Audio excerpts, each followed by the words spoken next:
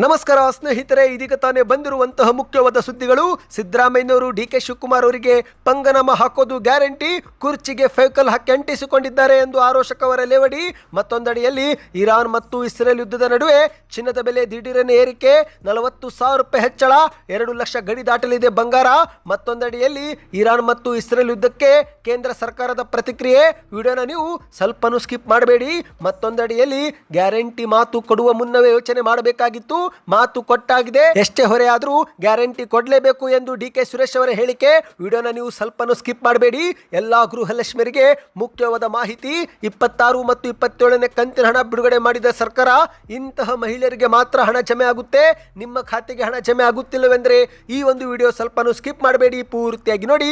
Video ಶುರು ಮಾಡೋಕ್ಕಿಂತ ಮೊದಲು ನೀವು ಸುದ್ದಿ ಸಮಯ ಯೂಟ್ಯೂಬ್ ಚಾನಲ್ಗೆ ಮೊದಲು ಬಾರಿ ಭೇಟಿ ಕೊಡುತ್ತಿದ್ರೆ ದಯವಿಟ್ಟು ಸಬ್ಸ್ಕ್ರೈಬ್ ಬಟನ್ ಕ್ಲಿಕ್ ಮಾಡಿ, ಪಕ್ಕದಲ್ಲಿ ಕಾಣಿಸೋ ಗಂಟೆ ಕೂಡ ಒತ್ತಿ. ಇದರಿಂದ ರಾಜ್ಯದ ಮುಖ್ಯವಾದ ಸುದ್ದಿಗಳು ನಿಮಗೆ ಸಿಗುತ್ತಿರುತ್ತವೆ. ವಿಡಿಯೋಗೆ ಲೈಕ್ ಮಾಡಿ ಮತ್ತು ವಿಡಿಯೋ ಪೂರ್ತಿಯಾಗಿ ನೋಡಿ.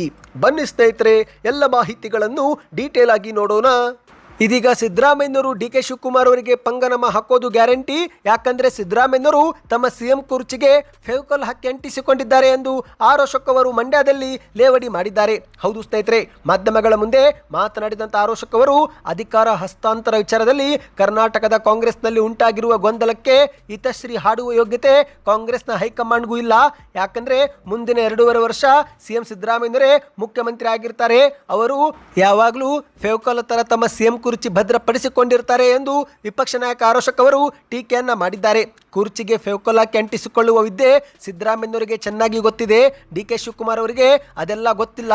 ಇನ್ನು ಹೊಡೆದು ಕಿತ್ತುಕೊಳ್ಳುವ ಕಾಲವೂ ಕೂಡ ಇದಲ್ಲ, ಇದೇನಿದ್ರೂ ತಲೆ ಬೆಳೆಸಬೇಕಾದ ಕಾಲ ಎಂದು ವಿಪಕ್ಷ ನಾಯಕ ಆರೋಶಕ್ ಅವರು ಹೇಳಿಕೆ ಕೊಟ್ಟಿದ್ದಾರೆ. ಸಿದ್ದರಾಮಯ್ಯನವರು 5 ವರ್ಷ ಕುರ್ಚಿ ಬಿಟ್ಟು ಕೊಡುವುದಿಲ್ಲ, ನೋಡ್ತಾ ಇರಿ. ಡಿಕೆ ಶಿವಕುಮಾರ್ ಅವರಿಗೆ ಪಂಗನಾಮ ಹಾಕುವುದು ಮಾತ್ರ ಗ್ಯಾರಂಟಿ.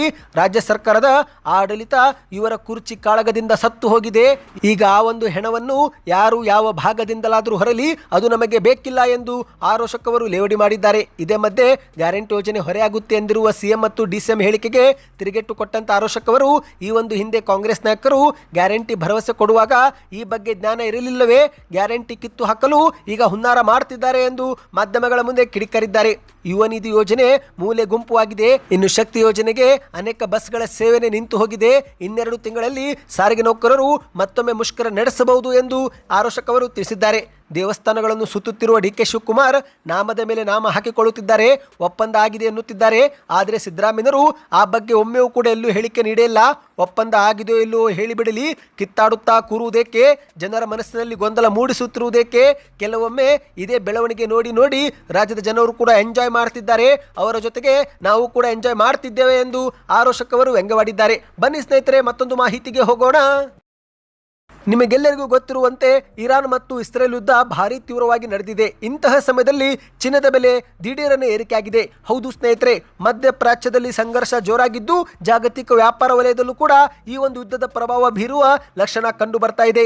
ಇರಾನ್ ಮೇಲಿನ ಇಸ್ರೇಲ್ ಮತ್ತು ಅಮೆರಿಕ ದಾಳಿಯಿಂದ ಜಾಗತಿಕ ಮಟ್ಟದಲ್ಲಿ ದೊಡ್ಡ ಸಂಚಲನವೇ ಸೃಷ್ಟಿಯಾಗಿದೆ. ಈಗ ಇದು ನೇರವಾಗಿ ಚಿನ್ನದ ಮೇಲೆ ಪ್ರಭಾವ ಬೀರಲಿದೆ. ಹೌದು ಸ್ನೇಹಿತರೆ, ಯುದ್ಧದ ಸನ್ನಿವೇಶದಲ್ಲಿ ಚಿನ್ನದ ಬೆಲೆ ಗಮನಿಸುವುದು ಅತಿ ಮುಖ್ಯ. ಏಕೆಂದರೆ ಜಾಗತಿಕ ವಲಯದಲ್ಲಿ ಸಂಚಲನ ಸೃಷ್ಟಿಯಾದಾಗೆಲ್ಲ ಚಿನ್ನದ ಬೆಲೆ ದೊಡ್ಡ ಮಟ್ಟದಲ್ಲಿ ಏರಿಕೆ ಮತ್ತು ಇಳಿಕೆ ಆಗಿರುವುದನ್ನು ನಾವು ನೋಡಿದ್ದೇವೆ. ಇದೀಗ ಭಾರತದಲ್ಲಿ ಚಿನ್ನದ ಬೆಲೆ ದಿಢೀರನೆ ಏರಿಕೆಯಾಗಿದೆ. ಹೌದು ಸ್ನೇಹಿತರೆ, 24 ಕ್ಯಾರೆಟ್ 1 ಗ್ರಾಮ್ ಚಿನ್ನದ ಬೆಲೆ 17,308 ರೂಪಾಯಿ, ಅಂದ್ರೆ 10 ಗ್ರಾಮ್ಗೆ 1,73,000 ರೂಪಾಯಿ.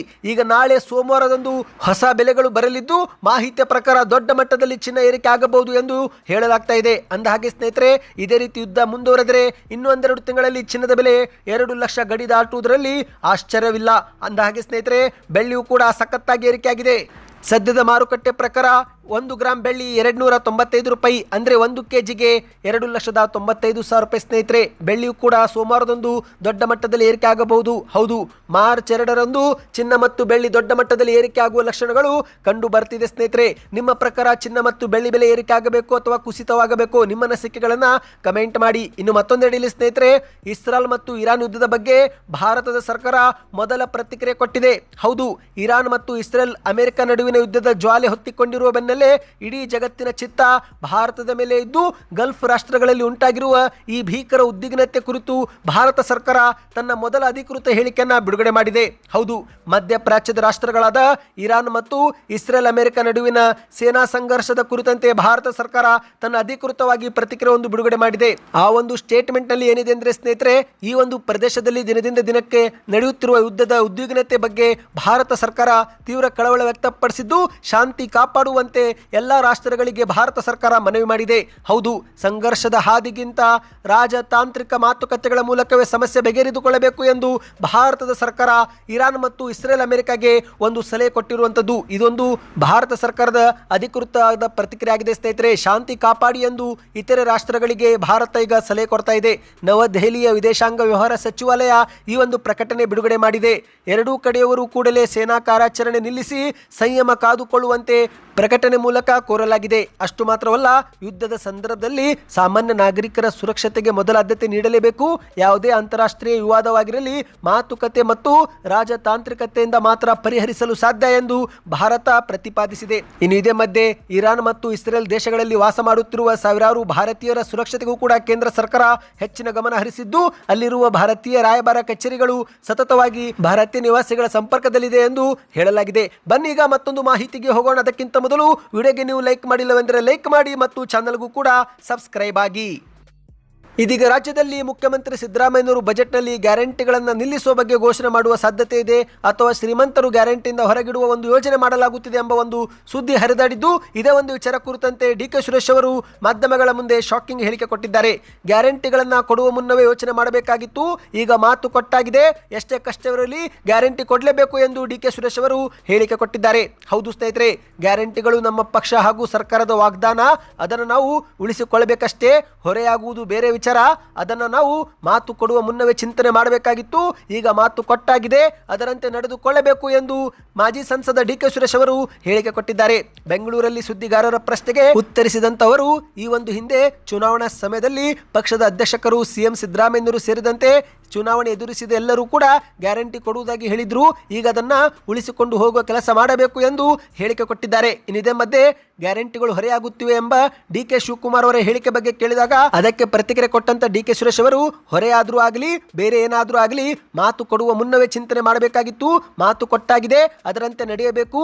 5 ವರ್ಷಗಳ ಕಾಲ ಎಷ್ಟೇ ಕಷ್ಟವಾದರೂ ಗ್ಯಾರಂಟಿಗಳನ್ನು ರಾಜ್ಯದ ಜನತೆಗೆ ಕೊಡಲೇಬೇಕು, ಅದು ನಮ್ಮ ನಂಬಿಕೆ ಎಂದು ತಿಳಿಸಿದ್ದಾರೆ. ಇನ್ನಿದೇ ನಡುವೆ ಸಿರಿವಂತರು ಶ್ರೀಮಂತರು ಗ್ಯಾರಂಟಿ ಯೋಜನೆಗಳನ್ನು ಪಡೆದುಕೊಳ್ಳುತ್ತಿದ್ದಾರೆ, ಈ ಬಗ್ಗೆ ಏನು ಎಂದು ಕೇಳಿದಾಗ ಅದಕ್ಕೆ ಉತ್ತರ ಕೊಟ್ಟಂತ ಡಿ.ಕೆ. ಸುರೇಶ್ ಅವರು, ಸಿರಿವಂತರು ಇದನ್ನ ಪಡೆಯುತ್ತಿದ್ರೆ ಅದು ತಪ್ಪಾಗುತ್ತೆ, ಯಾಕಂದ್ರೆ ಬಡವರಿಗಾಗಿ ಗ್ಯಾರಂಟಿ ಯೋಜನೆ ತರಲಾಗಿದೆ. ಈ ಒಂದು ಯೋಜನೆ ಎಲ್ಲರೂ ಕೂಡ ಬಳಸುತ್ತಿರುವ ಬಗ್ಗೆ ಕೆಲವರು ಮಾತನಾಡುತ್ತಿರಬಹುದು, ಆದರೆ ನಾವು ಕೊಟ್ಟಿರುವ ವಾಗ್ದಾನವನ್ನು ಅನುಷ್ಠಾನ ಮಾಡಿದ್ದು, ಇದರಿಂದ ಈಗ ಹಿಂದೆ ಸರಿಯುವ ಪ್ರಶ್ನೆ ಇಲ್ಲ.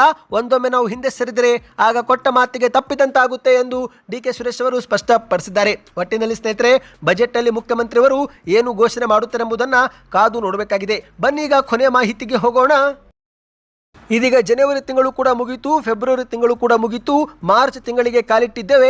ಹಾಗಾಗಿ ನಿಮ್ಮ ಬ್ಯಾಂಕ್ ಖಾತೆಗೆ ಕಳೆದ 2 ತಿಂಗಳಲ್ಲಿ ಒಂದು ಬಾರಿ ಆದರೂ 2,000 ರೂಪಾಯಿ ಜಮಾವಾಯ್ತಾ? ಕಮೆಂಟ್ ಮಾಡಿ. ಯಾಕಂದ್ರೆ ಸರ್ಕಾರದ ಹೇಳಿಕೆ ನೋಡಿದ್ರೆ ಇತ್ತ ಸರ್ಕಾರ ಸತತವಾಗಿ ಹಣವನ್ನ ಬಿಡುಗಡೆ ಮಾಡಿರುವ ಮಾಹಿತಿ ಕೊಡ್ತಾ ಇದೆ. ಜನವರಿ ತಿಂಗಳಲ್ಲಿ 24ನೇ ಕಂತು ಹಾಕಿದ್ದಾರಂತೆ, ಫೆಬ್ರವರಿ ತಿಂಗಳಲ್ಲಿ 25 ಮತ್ತು 26ನೇ ಕಂತನ್ನು ಕೂಡ ಹಾಕಿದ್ದಾರೆ ಎಂದು ಹೇಳಲಾಗ್ತಾ ಇದೆ. ಸ್ವತಃ ಸಚಿವ ಲಕ್ಷ್ಮೀ ಹೆಬ್ಬಾಳ್ಕರ್ ಅವರು ಕೂಡ ಇತ್ತೀಚೆಗೆ ಉಡುಪಿಯ ಕಾರ್ಕಳದಲ್ಲಿ ಸಭೆಯೊಂದರಲ್ಲಿ 26 ಕಂತು ಹಾಕುವ ಮೂಲಕ 52,000 ರೂಪಾಯಿ ಜಮೆ ಮಾಡಿದ್ದೇವೆ ಎಂದು ಹೇಳಿಕೆಯನ್ನು ಕೊಟ್ಟಿದ್ದಾರೆ. ಹಾಗಾಗಿ ಸ್ನೇಹಿತರೆ, ನಿಮ್ಮ ಬ್ಯಾಂಕ್ ಖಾತೆಗೆ ನಿಜವಾಗಲೂ ಹಣ ಜಮವಾಗಿದೆಯಾ?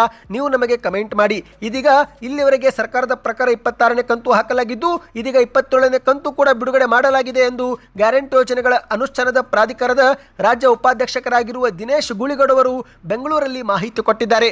ಮುಖ್ಯಮಂತ್ರಿ ಮತ್ತು ಉಪಮುಖ್ಯಮಂತ್ರಿಗಳು ಸ್ಪಷ್ಟಪಡಿಸಿರುವಂತೆ ಗ್ಯಾರಂಟಿ ಯೋಜನೆಗಳು ಯಾವುದೇ ಕಾರಣಕ್ಕೂ ನಿಲ್ಲೋದಿಲ್ಲ.